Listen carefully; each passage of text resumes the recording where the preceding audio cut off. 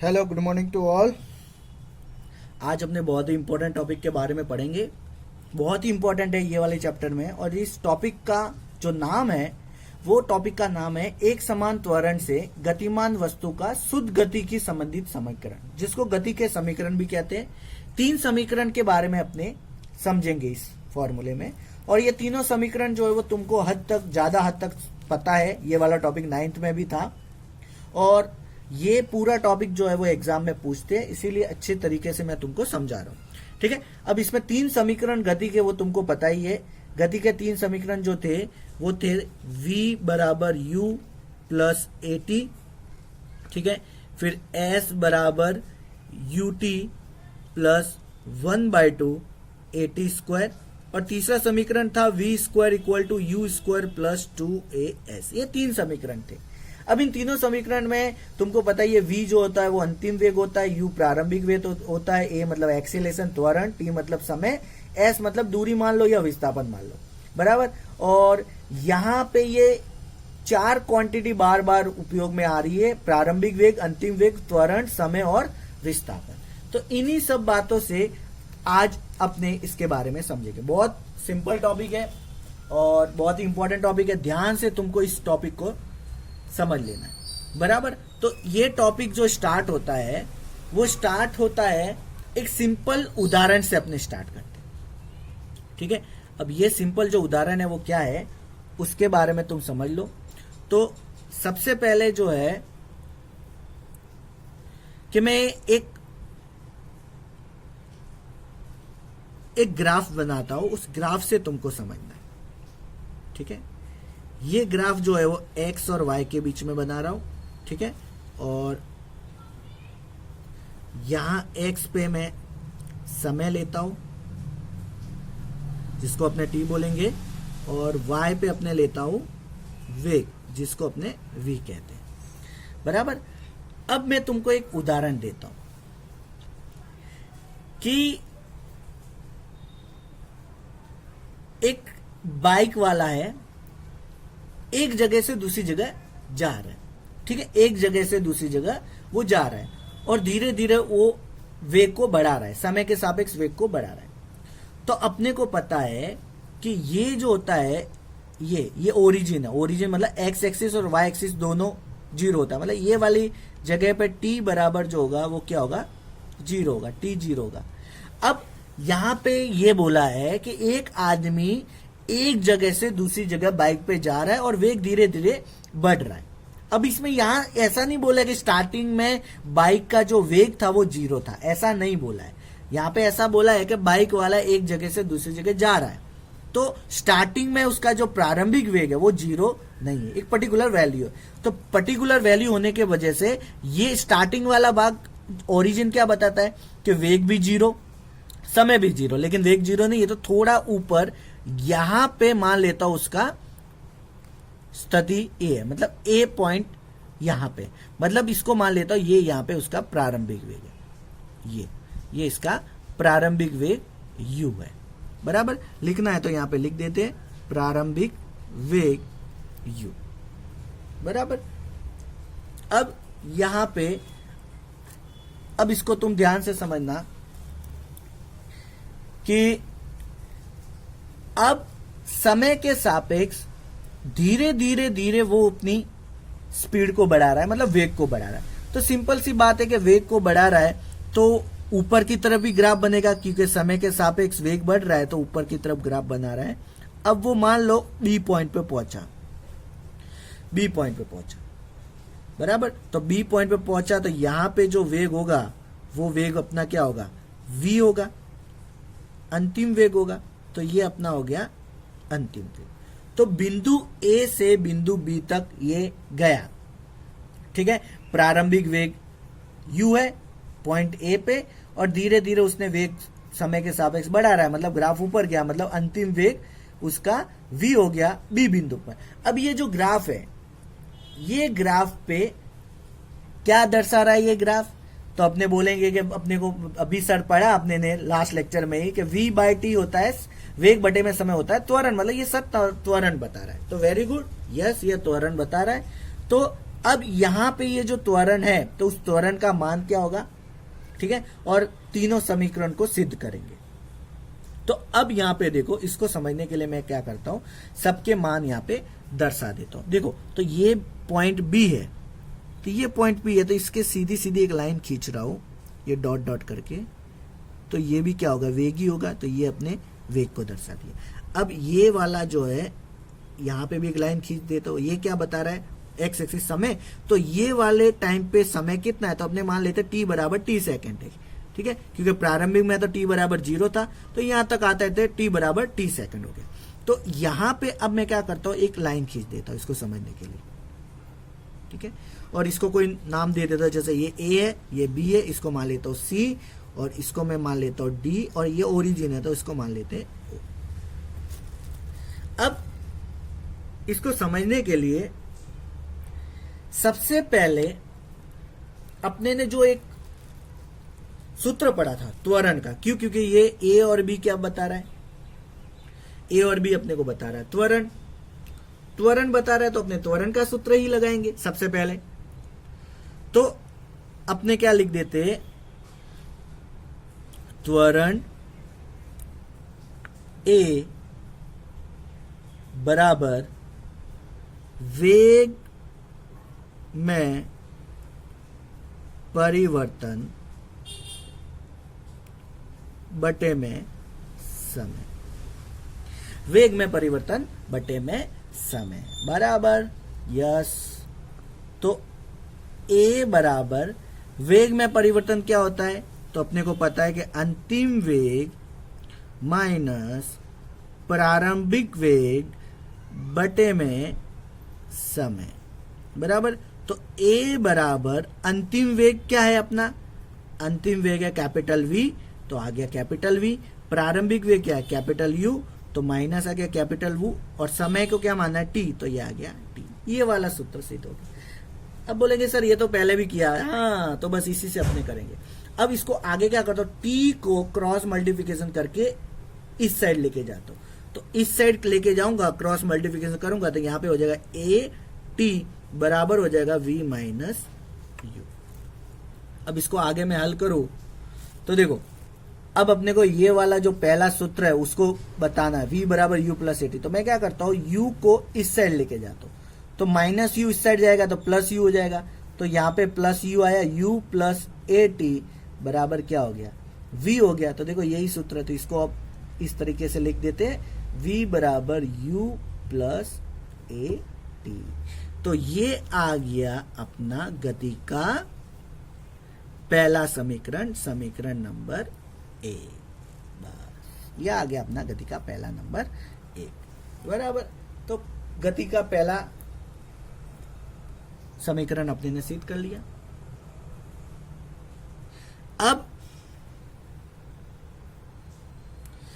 दूसरा समीकरण सिद्ध करेंगे, s बराबर u t plus 1/2 a t square. अब इसको सिद्ध करने के लिए मैं कुछ इस ग्राफ में कुछ वैल्यू ज्ञात कर लेता हूं। अब देखो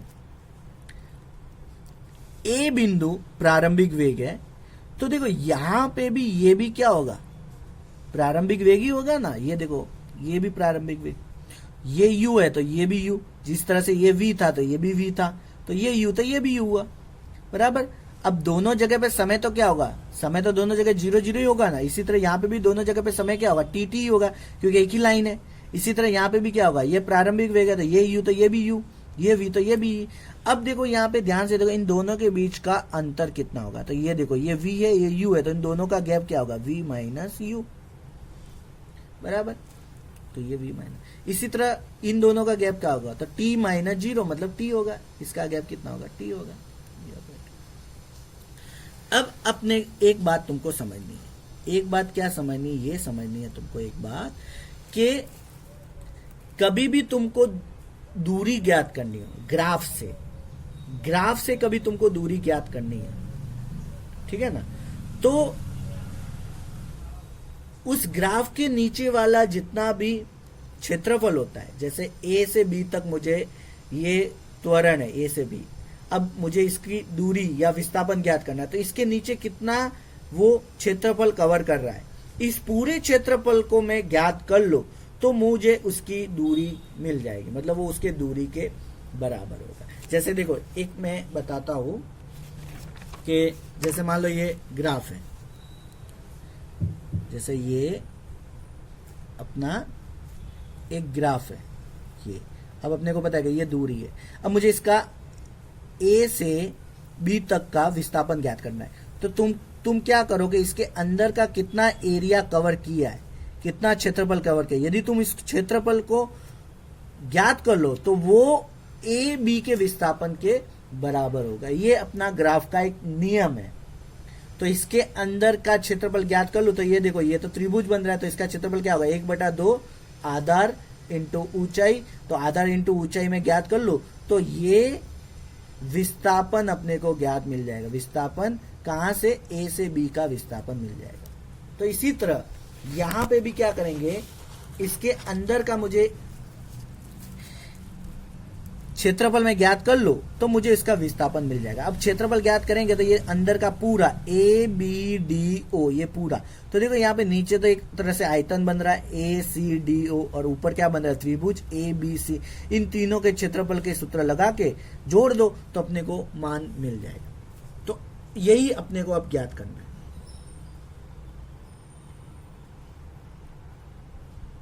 तो अब इसको ज्ञात कैसे करेंगे, तो मैं यहां पे लिखता हूं कि वस्तु द्वारा ए से बी तक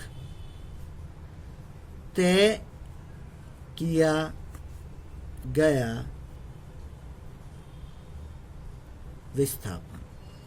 ठीक है, वस्तु द्वारा ए से बी तक तय किया गया विस्थापन।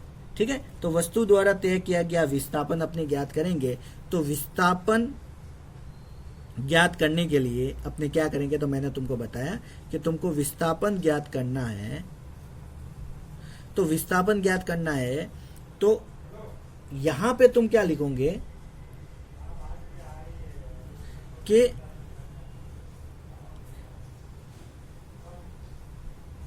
ग्राफ में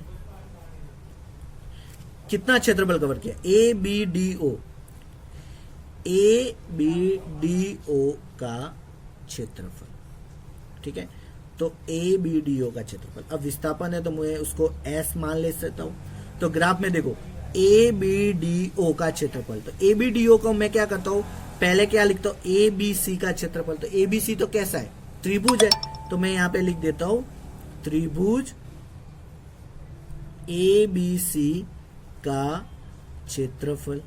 ठीक है, प्लस ये देखो ऊपर एबीसी आ गया त्रिभुज, अब नीचे क्या है, ए सी डी ओ, ये तो क्या है, आयत। तो आयत जो है तो इसको मैं लिख देता हूं आयत ए बी डी ओ का क्षेत्रफल। आयत ए बी डी ओ का क्षेत्रफल बराबर। अब इसके सबके मान लिख देते हैं।